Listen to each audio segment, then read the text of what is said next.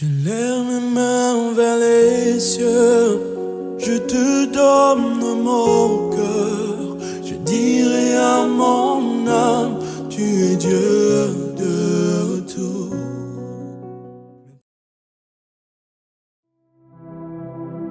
Shalom, shalom mes frères et sœurs, bonjour à vous et ce matin vous êtes les bienvenus à Matin Nouveau. Nous prions le Seigneur Jésus-Christ par son Esprit Saint qui nous accompagne. Alléluia. C'est notre 6e matinée sur notre thématique. Je n'ai rien reçu encore depuis que je sers le Seigneur ou alors depuis que je prie. Aujourd'hui, nous avons un nouveau sous-thème que nous allons intituler « Dieu n'est jamais en retard ». Dieu n'est jamais en retard. Mes frères et sœurs, arrêtons d'être impatients. La patience est une vertu. C'est l'un des signes qui témoigne que nous avons la présence de Dieu en nous. Trop pressé, très souvent, bien-aimés, nous fait rater beaucoup d'opportunités, mais de bonnes opportunités. Lorsqu'on est trop pressé, il nous arrive, bien-aimés, de ne pas obtenir de bonnes choses. Ne soyons jamais pressés. Apprenons à attendre le bon moment. Trop pressé, bien-aimé, nous conduit très souvent à faire des mauvais choix. Lorsque nous sommes trop pressés, nous n'arrivons pas à attendre notre temps, le bon moment, le moment propice, le moment du mûrissement. Il nous arrive de faire des mauvais choix. Trop pressé, bien-aimé, nous conduit généralement à mal apprécier, à mal connaître, à ne pas maîtriser les contours de la situation et donc nous pouvons faire des choix inefficaces, des choix mauvais. Alléluia. Frères, vous venez de commencer votre travail. Vous venez de prendre vos fonctions et vous n'avez pas encore une expérience véritable, mais vous voulez déjà être grand. Vous voulez occuper de grandes fonctions. Vous voulez qu'on vous nomme déjà à quelques postes de responsabilité. Vous voulez avoir un gros salaire. Vous voulez avoir tous les avantages nécessaires. Alors que vous êtes à peine embauché, vous n'avez encore aucune expérience, vous ne maîtrisez encore rien. Patientez, frère. Patientez, sœur. Pourquoi êtes-vous si pressé? Alléluia. Vous venez à peine de rencontrer votre partenaire. Je ne sais pas là où vous l'avez rencontré, comment vous l'avez rencontré, mais vous êtes déjà pressé à aller au mariage.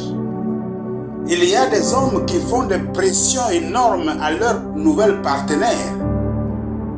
Même si, bien aimé, vous avez déjà un certain âge. Qu'est-ce qui a dit que c'est à 40 ans que vous devez vous marier? Qu'est-ce qui a dit que c'est à 50 ans que vous devez vous marier? Vous pouvez vous marier à 90 ans. Mais apprenez d'abord à connaître votre partenaire.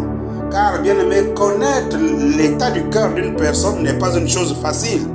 Et chères sœurs, l'homme d'autrui, vous venez à peine de le rencontrer, vous voulez déjà le presser de vous épouser.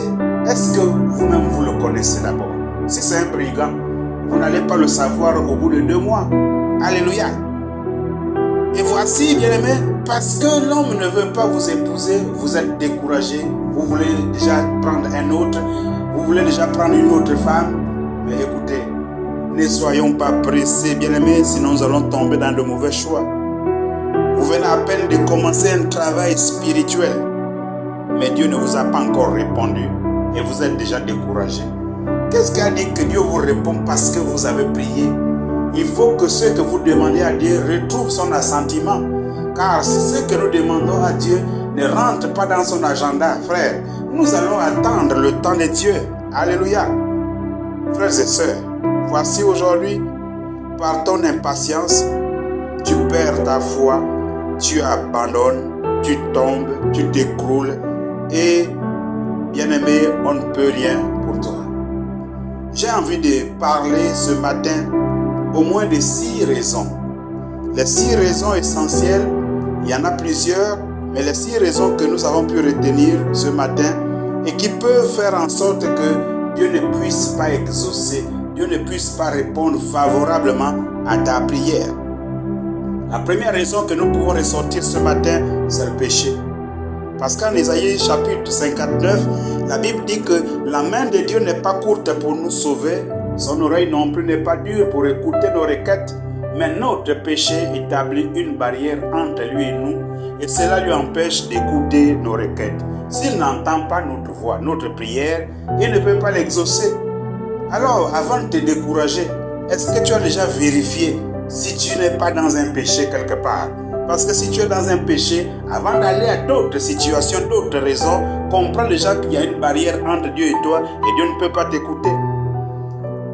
La deuxième raison, bien aimé, qui peut faire en sorte que tu ne puisses pas recevoir, c'est une mauvaise prière. Dans Jacques chapitre 4, verset 3, la Bible dit, vous demandez, mais vous ne recevez pas parce que vous priez mal. Alléluia. Il y a des choses parfois que nous demandons à Dieu par orgueil, par suivisme, par complexe, mais Dieu n'est pas là-dedans. Assure-toi de ne pas être complexé, de ne pas vouloir d'une chose parce que tu as vu l'autre. Regarde, est-ce que tu es véritablement dans le besoin de la chose? Car si c'est par complexe, si c'est pour montrer aux autres que toi tu as, frère, tu ne l'auras pas. Rappelez-vous de l'histoire de Anne. Troisième raison, bien-aimé, c'est l'absence de foi. Dans Matthieu 21, 21, la Bible dit, si vous avez une foi aussi petite qu'une graine de sénévé, vous pouvez dire à cette grande montagne, ôte-toi de là et jette-toi dans la mer et elle obéirait. Bien-aimé, la foi est capable de nous amener à faire des choses inimaginables. La foi. Si nous croyons fermement en Jésus-Christ, bien-aimé, il y a des choses grandes que nous allons pouvoir faire. Quatrième raison, on va aller un peu plus vite. Le temps de Dieu. Et bien aimé, dans Ecclésiaste chapitre 8, verset 6, la Bible dit, sur cette terre, il y a un temps pour toutes choses. Toute chose a un temps. Et un temps marqué par Dieu parce que Dieu est le maître des temps et des circonstances. Si Dieu a dit, bien aimé, que c'est à 45 ans que tu vas te marier, tu peux te marier à 39 ans, tu vas divorcer. Tu peux te marier à 44 ans, tu vas divorcer. Mais lorsque tu vas te marier à 45 ans, ce mariage sera le véritable. Lorsqu'aujourd'hui tu es en train de te plaindre que les autres se marient, toi tu ne te maries pas. Est-ce que tu as regardé si tu es déjà arrivé au bon moment? Dieu n'est jamais en retard. Nous pouvons être malades aujourd'hui, nous demandons une guérison à Dieu. Est-ce que Dieu a dit que c'est maintenant que nous allons être guéris?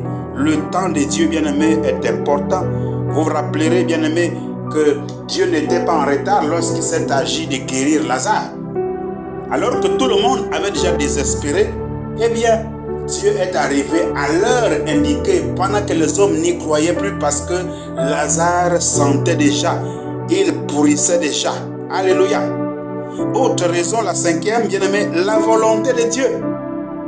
Bien-aimé, dans Jean chapitre 15, verset 15, la Bible dit, si vous demeurez en moi et que mes paroles demeurent en vous, demandez ce que vous voudriez, cela vous sera accordé.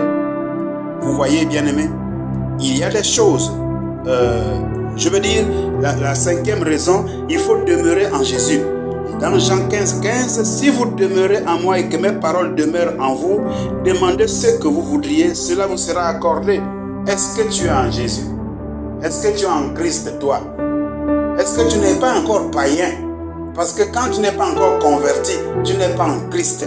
Et si tu n'es pas converti, tout ce que tu vas demander, tu n'auras pas.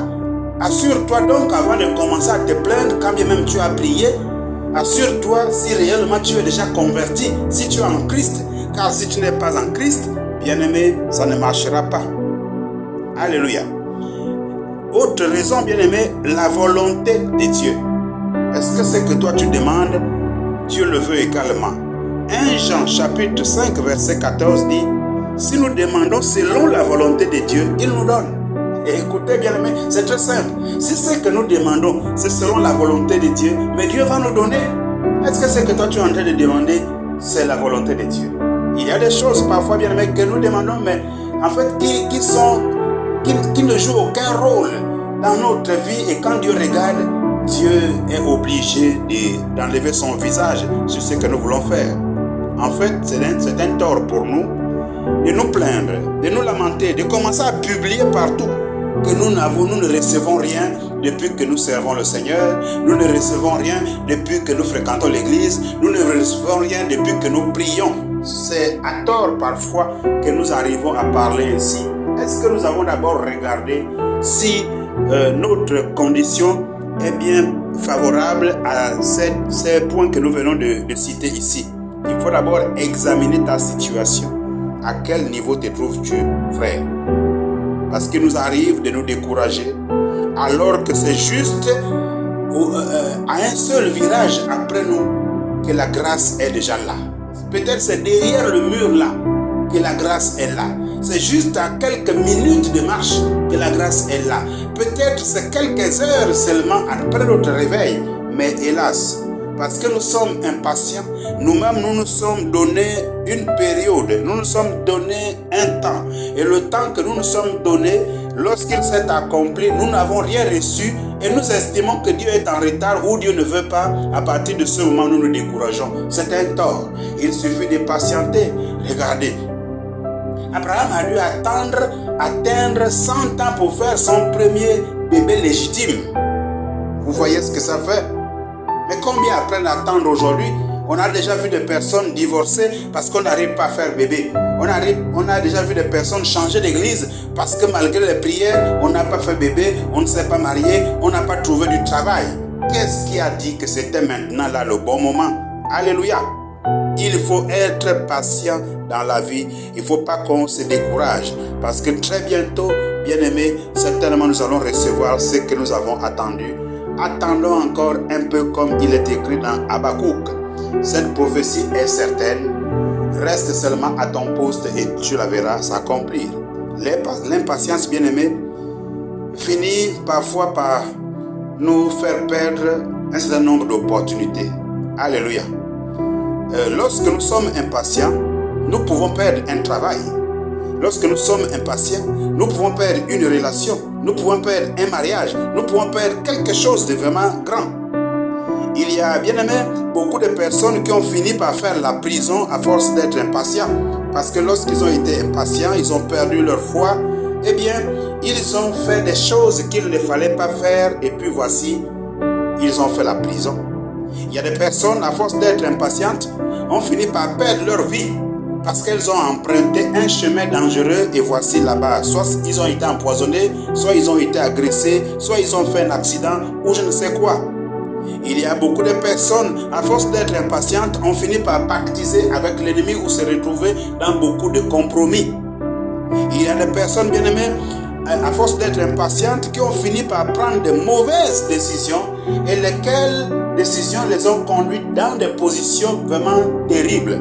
Aujourd'hui, on est en train de regretter parce que, eh bien, on se retrouve dans une impasse, dans une situation assez compliquée. On va dire, si je savais. Bien heureusement, si je savais, ne vient jamais avant. Bien aimé, c'est pourquoi, pour éviter de confesser cette phrase, assurons-nous d'abord si nous sommes dans la bonne position avant que de commencer à accuser Dieu. Alléluia. Dieu n'est jamais en retard. On l'a déjà dit tout à l'heure. La famille de Lazare a estimé que c'était trop tard. Ils ont commencé à accuser Jésus.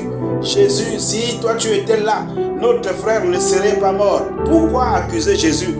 Jésus vous a transmis la connaissance. Ce que Jésus a fait, vous auriez pu le faire également. Parce que parfois nous attendons toujours le pasteur. Or le pasteur nous a déjà expliqué ce qu'il y a lieu de faire. Applique la parole de Dieu et tu verras la chose s'accomplir. Que le pasteur soit là ou qu'il ne soit pas là, Jésus est présent avec toi. Il est capable d'agir si tu te retrouves dans les 6 conditions que nous avons proposées. Proclame juste la parole, fais ce qu'il y a lieu de faire, ce que le Saint-Esprit va t'intimer de faire, fais-le. Mais pour toi, frère, ne désespère plus jamais, ne perds pas courage, ne perds pas ta foi. Le temps de Dieu arrive et il est même déjà arrivé. Alléluia. Frères et sœurs, que le Seigneur Jésus-Christ nous bénisse par son esprit. Je suis votre frère Jean-François Mangongo. Passez une bonne journée. Alléluia. Je lève mes mains vers les cieux. Je te donne mon cœur. Je dirai à mon âme, tu es Dieu.